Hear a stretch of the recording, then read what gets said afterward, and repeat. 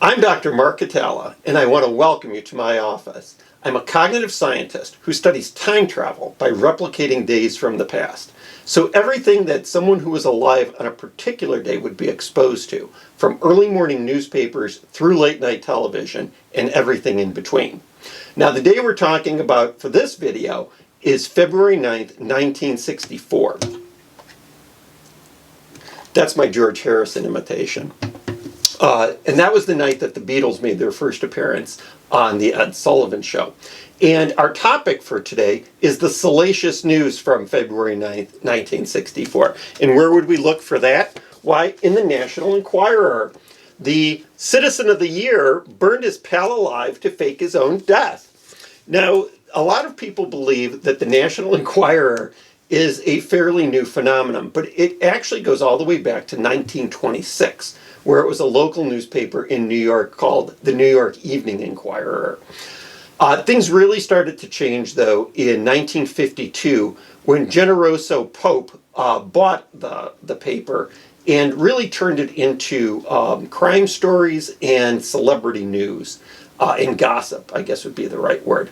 Where did he come up with the money to buy the National Enquirer? You might be wondering. Well, according to his son, he got financing from a New York City crime family who will remain nameless, at least in this video. They had two conditions for him. Number one, he had to publish daily lottery numbers. And number two, he couldn't report any news about the mafia. And so he stuck to it, and by selling the newspaper only at newsstands and drugstores, the circulation absolutely took off. Now, in the late 1960s, they made another alteration to it, where they got rid of the grisly news. So no burning up your partner to collect your life insurance. And that got him into supermarkets. And then that's when things really took off. But let's talk about these. A couple stories from our February 9th edition, because this is the February 9th through 15th, 1964 edition. So this is, let me get his name right, Robert Domer. And his idea, this is like a 1930s pot boiler story. His idea was to fake his own death and collect the insurance money. Now the problem is, where do you come up with the body? Because he needs that.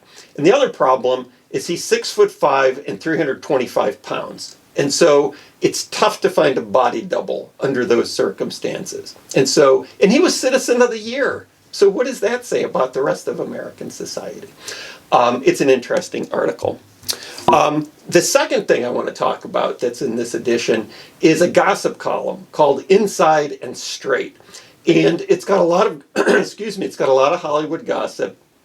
My favorite is, well, actually I have two favorites. One is about the Judy Garland show, which is actually on February 9th, 1964. I'll put a link below, up against Bonanza. But Martha Raye was going to be on it, if you've heard of her. And it was quiet on the set. And Martha Raye kept on making jokes and cutting up and laughing. And Judy Garland had to yell at her. And so that was news. I thought the other interesting piece of news was Frank Sinatra Jr. was going on tour to London. And he took 24 steaks from New York City with him, because he said, who knows if you can get good steaks in London? The third story is about a young man named Dave Porter, who did not want to move to California. Who doesn't want to live in California in 1964? So what he did was he stole his parents' car and took his 5 siblings with him, who ranged in age from 2 to 7. So I guess there was 5 of them, so 4 siblings too. He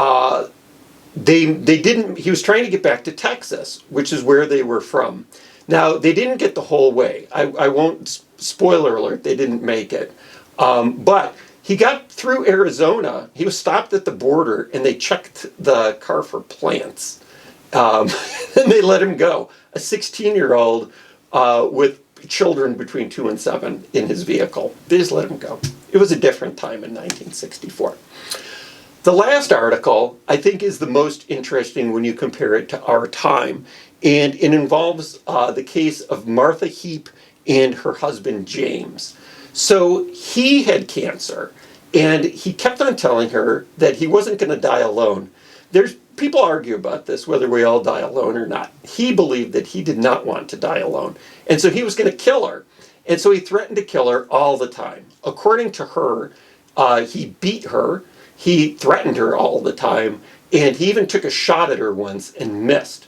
So he had terminal cancer, and so he was going to die. And he was smoking a cigarette in bed, and he started talking about how he was going to kill her again. So she just walked into the room and shot him and killed him. So she was arrested, and she was originally charged with first-degree premeditated murder, and then she copped a plea and was guilty of manslaughter and got 15 years. So I think this contrasts strongly to our time. I can't imagine someone who was physically abused being told that they're killed all the time, or they're going to be killed all the time, would get 15 years in prison for this. But it was a different time. I will put links to all of these below so you can read them yourself. And while you're at timetravelsimplified.com, why not become a time traveler and maybe buy my book, Beatles in America, February 9th, 1964. It's guaranteed. Our motto is, it's time travel or it's free. I would appreciate if you liked and subscribed and shared this video. And if you'd like to support my research, I put a link below to my account on Patreon. Otherwise, have a great day.